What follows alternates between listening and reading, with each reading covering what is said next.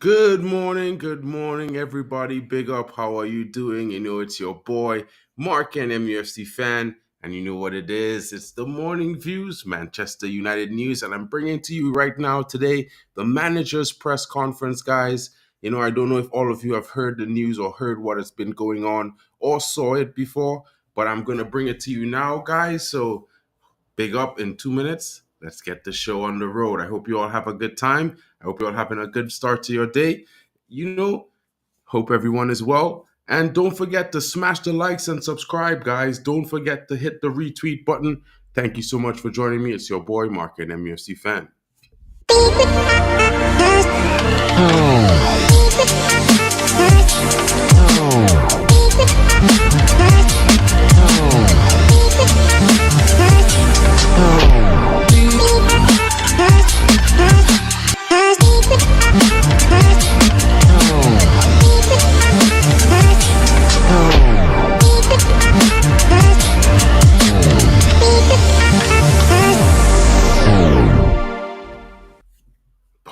Pump those fists, guys. The structure is coming in, and while it's not guaranteed that it's going to be a huge success, it's still a step in the right direction. It's better than what we had before, and it's a change from the last decade of cycle and poor management, bad spending, poor negotiations, not footballing savvy decisions being made for the club. And, all the fans, just like myself, even the match going fans as well, those fans, that are all international because, I'm from Trinidad and Tobago. But, guys, I just recently moved to Europe. So I have a season ticket. I be going to games and all the other fans around the world. This is good news for everyone. Now, I know we haven't had a good season, but let's hear what the manager has to say in his press conference as we get into the main part of this show. Let's see what's happening with the manager's press conference, and let's hear what manager Erik ten Hag has to say as I bring this to the stage, guys. Hello and welcome to the manager's press conference show. Now, as we get ready to face Crystal Palace on Monday, Erik ten Hag has been facing the media. What is the situation with Scott McTominay after last weekend, and with Palace in mind, are any players going to be back? Scott, I think he didn't train so far this week, but I expect him back in training on Saturday. And then we have to see up to the game if he is 100% available or for part in the game. And also after the game we had an issue with Bruno.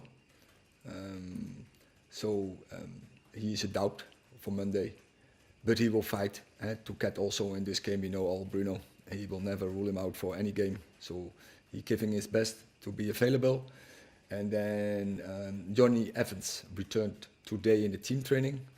And and then tomorrow we are off, and then we have 2 days up to the game. Martial as well, we saw him training. He was partly in the team training. Okay, and there's obviously been a lot of talk today after last night's Champions League semi-final about Jadon Sancho's performance. I was just wondering what you made of it, and I mean, he was obviously arrived for a big fee and a lot of expectation. Things haven't gone to plan. Is there a chance he can work his way back into your thoughts, your side? So let's see this. Yesterday he played very good, and we talked more about it. He's a very good player, and yesterday he showed why Manchester United bought him. He showed also that he represents a high value for Manchester United, so which is good. And so I'm happy for Jadon with his performance from yesterday, and we will see what's going to happen in the future. Erik, you said last week that you would probably have a chance to talk to Jason Wilcox this week. Have you done that? And are you now putting together the kind of structure and the plan and the site for next season? No, I didn't say I had a chance. No, definitely. We talk every day from now, from last week. So in a very short period, we have to build an intense relationship, and we are working on it now. And of course, a plan. We had a plan already before he stepped in, because but of course we have to get aligned with it. So and that takes time, but at the same time we don't have so much time. In terms of next season, given what's happened this year, and I know you've had a lot of injuries, but still you're sixth and not going to qualify for the Champions League, is there a lot of work that has to be done in the summer? It always has a lot of work, and yeah, it sounds a little bit like well, it's normal, but it is normal that when you go in a transfer window, but yeah, the injuries have a big impact. So we know also we are still below the levels from the expectations that Manchester United has. So we have to catch up. And I'm now going into my fifth window. I think 2 windows were quite okay. 2 windows we missed. Yeah, and we have to make new improvements into this summer. But also there is a base in this squad, which is very good. And yeah, definitely the injuries have a big impact on our season. Eric, obviously the result last night confirmed that United can't make the Champions League now, but how important is it to ensure that you are in European football, and how much of a difference does that make to some of the work that you've just been talking about? It's of course it's important, but we have 2 opportunities, and that is one over the league and one in the FA Cup final. And when you look at the work for next season, to be in the Europa League, to be in the Conference League, how much a difference does that make in your mind to the players you can attract, the budget that you'll have to play with, all that side of it? Definitely it will have an impact on the budget, but I'm sure Manchester United is a very attractive club to play for. So many players will be very pleased and be very happy to play for Manchester United, I'm sure. Just looking ahead to Monday, the Crystal Palace fixture. Oliver Glasner's had quite a significant impact at Selhurst Park. What have you made of the start that he's made, and is he a manager that you've tracked previously with the work that he's done? It's totally different, yeah. Totally different style of play. Thank you. Listen. Eric, there's been lots of talk about an overhaul of the squad in the summer, a revolution. You've said there's a good base to work with, but what did you make of reports suggesting that most of the players the club would entertain offers for, and they would be up for sale? It's a joke, but that is like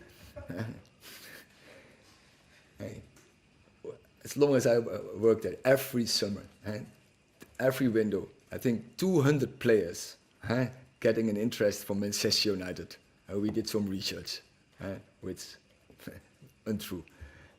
And also every summer we sell all the players in our squad. And so you making all the headlines, which is untrue.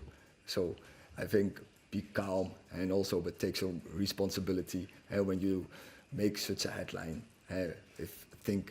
Find a good source if there is some truth in it. And this is totally crap. Melissa.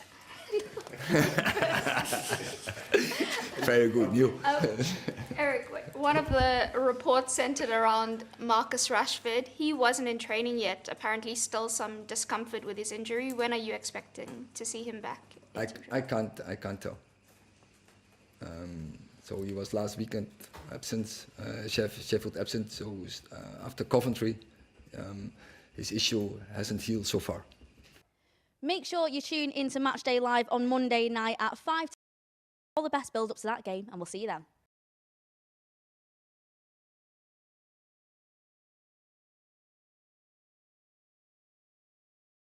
Sorry, guys. I know it was mute. My bad. It's been an interesting press conference, guys, and I don't know your thoughts about it, but let me know in the comments. Let me know what you're thinking. I think the manager answered the questions in a pretty direct fashion. I think he was pretty straightforward and honest. We'll review some of those questions in a short, but, it's one of those things. What are you thinking? Get in the comments. Let me know. I think the manager's press conference was decent. He was asked about Oliver Glasner, and he said it's a whole new style of play for Crystal Palace, so it's going to be something that they have to look too. It's going to be different to interact with.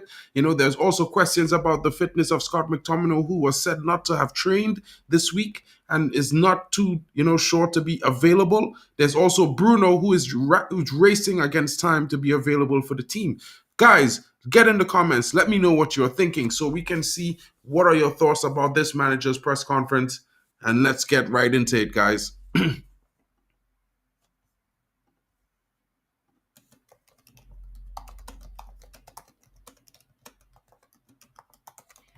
So let's get into some of the questions that the manager had to say. He was asked about Jadon Sancho. And for me, this is one of the biggest things because, the manager, for me, I always felt like he had a soft spot for the player. He defended him last season. When he was here, he needed time off for his mental health. The manager gave him time off. He also hired some coaches and people to be around him, to support him and help him get back to his best.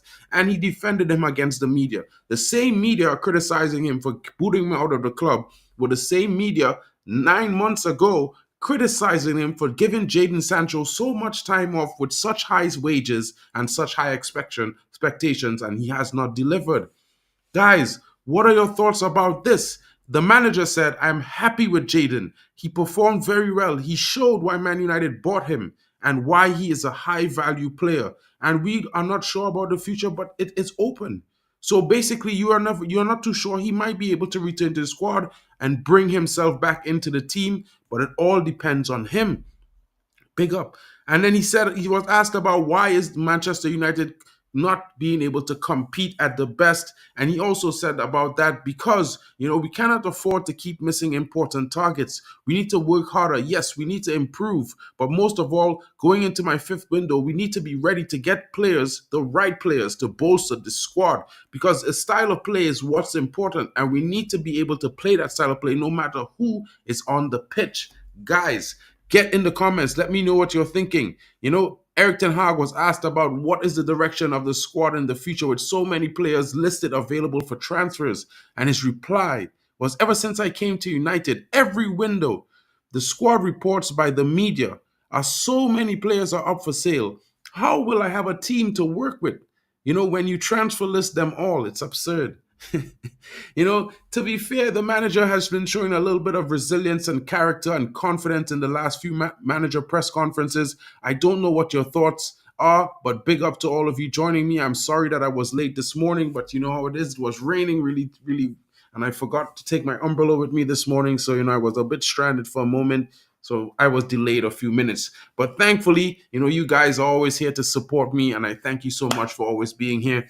Big up to all of you watching on X and all of you watching in the live. If you're in the non-live, don't forget to leave a comment. The manager's press conferencing was greatly interesting for me, and I feel like going forward, it's possible, we should be able to beat Crystal Palace. It's probably going to be a tough game. As he said, it's a new style of play, so it's going to be a different to take account of. Oliver Glasner is a very good coach. I know him very well. He used to be the coach at Eintracht Frankfurt. One of my best friends, Leo, he's an Eintracht fan. So he always have me watching the games with him. And, I quite fancy his management style and the style of play he was playing at Eintracht when he won the Europa Cup.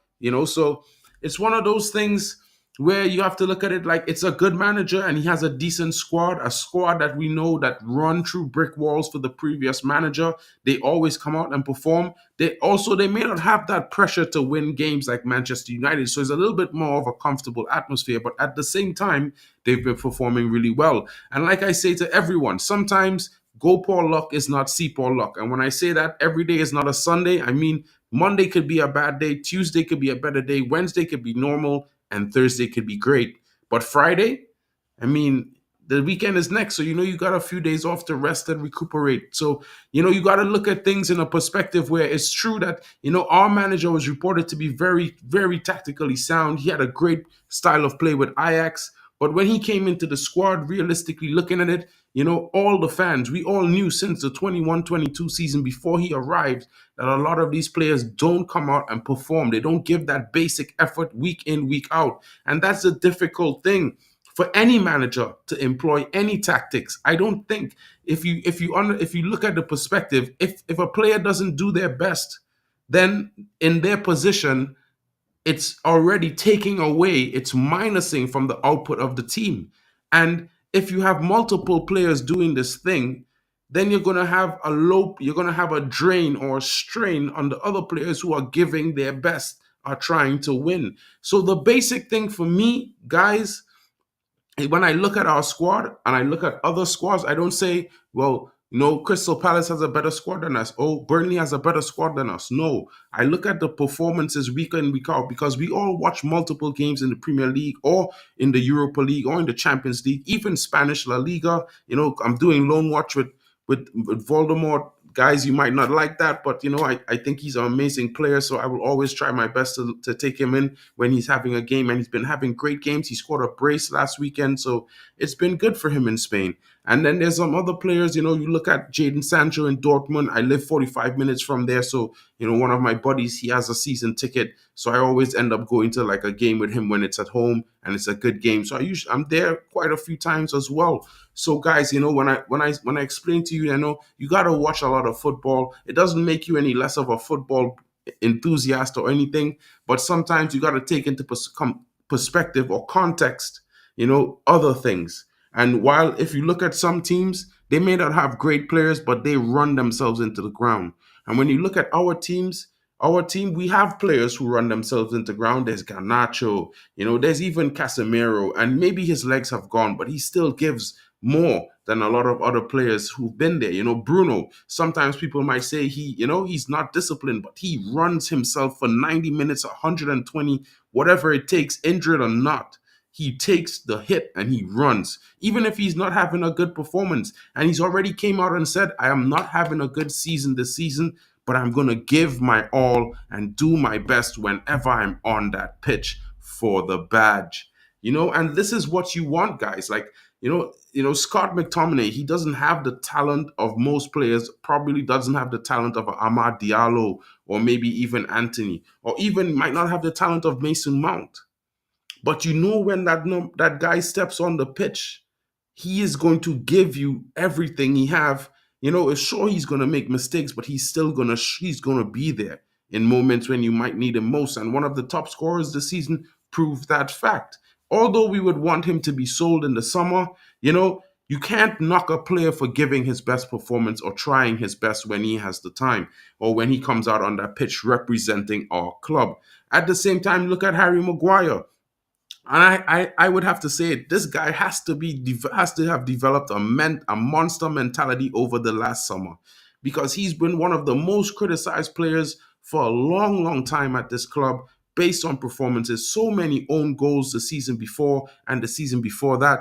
And this season, he's been one of our best, most progressive defenders. Yes, it's true. He doesn't have the speed to play the hand line. He doesn't have that recovery pace. But he's been on the front foot defending in the games that he's performed, and he's been one of our best defenders, if not one of the best defenders in the league this season, based on performances. He scored how many goals? About 4. You know what I mean? He's had assists as well. Good performances. You have to hand it to the guy. You know what I mean? And this is just being real. Sure, we are missing a lot of players out, so the manager has been trying to adapt. He's been bringing in other players. You've seen youngsters like Kwambala come into the defense and perform really well. It gives you something to look forward to next season. You've seen some players come into the squad like Ahmad and performed really well. Everyone is like, oh, he's better than Anthony. But, in the last 10 games, Anthony has been one of our top performers as well. So you see Garnacho, for me, our biggest threat going forward this season. So it's one of those things where you look at a team and you're seeing little signs of players improving and players' performance getting better, the team getting better. And I'm sure there are bad moments, sure, but at the same time, there's little snippets where you can see there is productivity. And for me, I look at it like maybe you get a few more players in, like some younger defenders who have that mobility and they can come in as a starter, play alongside Lissandro, and have one for backup that could play alongside the other guy who comes in, or Kwambala, so you have that option to bring on a player so you can rotate. And everyone says Ten Hag has this 14-player policy. But maybe he had that policy because there was only 14 players in the squad. He could truly, or he felt, based on analysis and what he's seen, that he could depend on. Maybe next season is going to be 18 players or 20. You don't know. We've been seeing a lot of good performances from the youngsters. So what about the players who are coming back from injury? What are the players who are coming back from loan? So you have to consider that these things will evolve and change current situations that are happening before and the current run of things. And it's true, we haven't had a good season, guys. But just remember when I say this in the most optimistic way, we've been in top 6 for the entire season, despite poor performances, despite an unprecedented injury crisis, despite a takeover saga, despite the 2 accusation sagas, despite players undermining the manager and refusing to play. We have never dropped out of the top 6. We have been in the top 6. We have been a top 6 team all season. Can you imagine how much better we would be, not only if those players came back to the squad and were available all season, but we also had some, better decisions with the referee in a few games. And I count like 7 games. The game against Arsenal at the Emirates, the game with Tottenham at home, the first game of the season. There were games where players in those teams, especially like Romero and Gabriel, should have received red cards for aggressive fouls and one for intentional handball, which were not given. Could you imagine that we got those calls? We would have won those games and it would have been 6 points added to what we currently have. And if I move on to the Chelsea game with those penalties that were given that weren't supposed to be given because they weren't really penalties, let's be honest, that's another 3 points. That's 9. You move on to the penalty that was given against Liverpool where the guy literally kicked Aaron Wan-Bissaka and then dove to the ground. That would have been 12 points added to what we have because we were winning. That's 12 points added to what we currently have right now. We would have something like 69 points, right? That's crazy if you think about it. If you look at the penalties that weren't awarded against Burnley, that's another 3 points. That would take us somewhere in the region of 72 points, guys. 72 points. That's where we would be. 72 points right now. And I don't know if you're all the stats guys watching, big up to you, Mental Ball Game. Big up to you, Stephanie Griffith, the MVP of the Manchester United space. I hope you're well. I hope you're having a good day. But if you look at it from that perspective, 72 points, can you imagine where that would put us in the league in this current moment? You want to see? Let me just show you guys. Let me just bring this up so you guys can see and you won't think it's a joke. 72 points. Guess where that would put us? Arsenal are first with 80, Man City are on 79, Liverpool are on 75. And if you look at if you minus 3 points from Arsenal, they would be on 77. If you minus 3 points from Liverpool, they would be on. If you minus a point from Liverpool, they would be on 74. And we would be on 72 points in 4th, guys. In 4th. There's a game we played against Newcastle where Fabian Shaw made a horrific tackle against Bruno and was not sent off. Newcastle went on to win that game.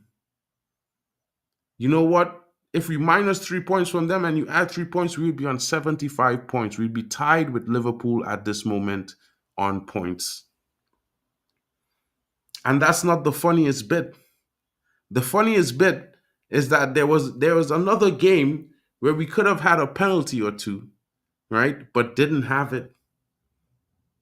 And guess what happened? That's against Tottenham again at home when Garnacho was held, right? He was held down by Udogie for some strange reason. I don't know if he was in a moment where he needed to have a hug, but at the same time, that would have been 3 points because we would have won that game. That would have been a penalty. We'd have gone up to 3-1 in the game. I don't think Spurs would have come back. Guess where that would put us? On 78 points. But you know what, guys? It's really, really weird. You can't always blame, the stuff on penalties like my buddy Mental is saying, but I'm just going on a rant anyway because I felt like, we need to do better. not just us, but all the clubs, all the fans. We need to back our clubs because right now, football has been going a little bit awry with how the league has been using VAR. VAR was meant to help the league make the right calls. But now it seems like they're using VAR to make the calls that they want to make. And it applies to all the teams, not just Manchester United, because there are teams like Everton that had some bad calls go against them. There are also teams like Luton, Burnley that had bad calls go against them in certain games against certain oppositions. There are certain teams that had major calls go against them. Look at the Low. The Low receives 2 yellow cards in less than 30 seconds. It's never happened to any other player in the league in that manner under any other referee. That's insane. You know what I mean? Like some of the handballs that we have received this season, no other team has received them. You can go and look at it. Look at the Wan-Bissaka handball. When that happened with us against another team, it was not given against Burnley. If you look at it, it happened against Jack Grealish in Man City for Chelsea. It was not given. What is the difference with Man United, guys? It was not even given against Spurs. It wasn't given twice against Everton. And then you know what's the common denominator? Man United was playing against those teams. And that's so crazy to me. It's so insane to me. You know what I mean? So the biggest thing for me is that all the fans of football and the Premier League, we need to call out for fair play again because fair play is gone. I mean, it's true some of the big names might get a little bit of leeway, but it's not really fair. And while I'm complaining, I'm a supporter of a big club, one of the biggest club in England for me. But at the same time, I will still accept a penalty, whether it's against Luton, Burnley, Sheffield. I don't care if it's a team that just promoted. If we make the mistake, it's a penalty. You have to accept that, whether you're United or not. You could be City, Liverpool, Arsenal. If it's in the first minute of the game, it has to be given. Look at the time Gabriel picked up the ball against that other team, and it wasn't given a penalty. The ref said he made a kid mistake.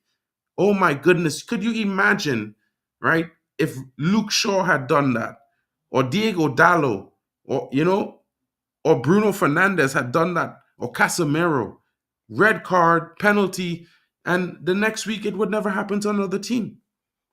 And like Mental Ballgame is saying, VAR, very atrocious refereeing. And I agree with that 100%.